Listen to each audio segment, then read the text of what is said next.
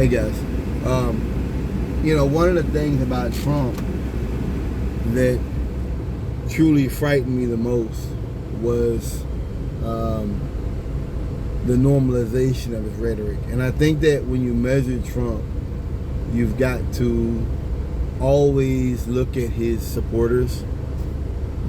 It's like he got in office saying things they couldn't say. And now they say the things he can't say. That makes sense? So lately I've been noticing a lot of interest or a lot of content that's around hatred from Trumpers. For me, it's beautiful because we always knew their platform was about hate and nothing else. And to see people so honest now, it's to see them be so honest about their hatred, LGBT or migrants or Muslims, or it's because that won't get anywhere.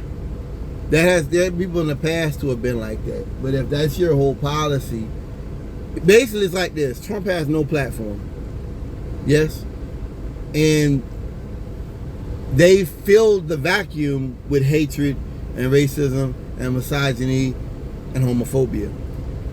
And for me, to see that, to see people be so honest about it, where before they were like, oh no, Trump doesn't hate gays. Trump had the first gay diplomat or something like that. And it's like, that guy was a fascist.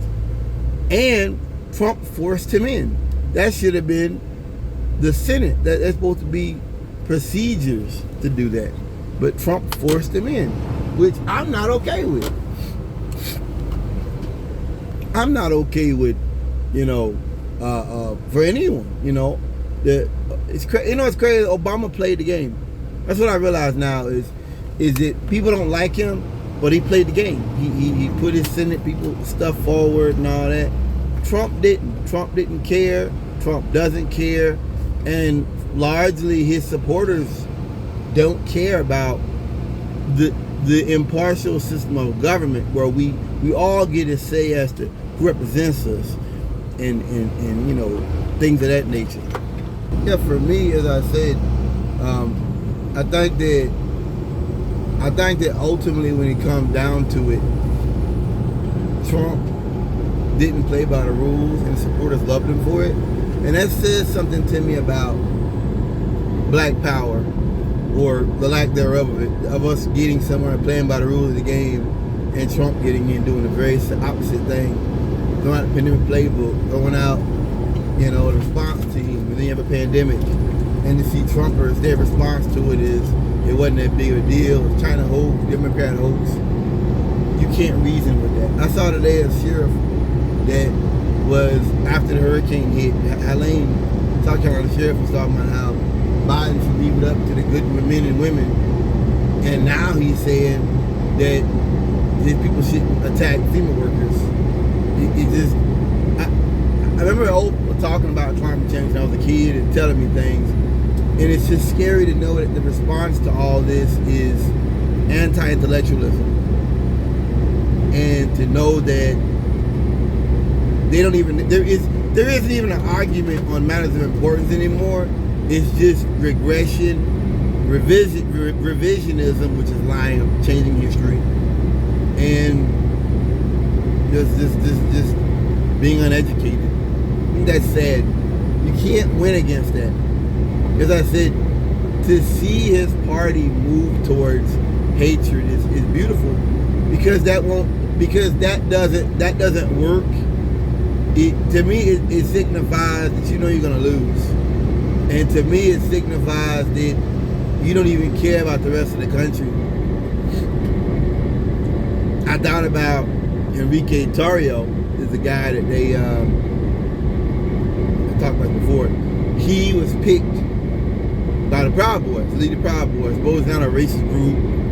They're a group that loves America. Comes out, Enrique Tarrio's gay or whatever. Every time he says something about gay people, he got suspended. And it was like supporting people. He got suspended. You hear about him for a while.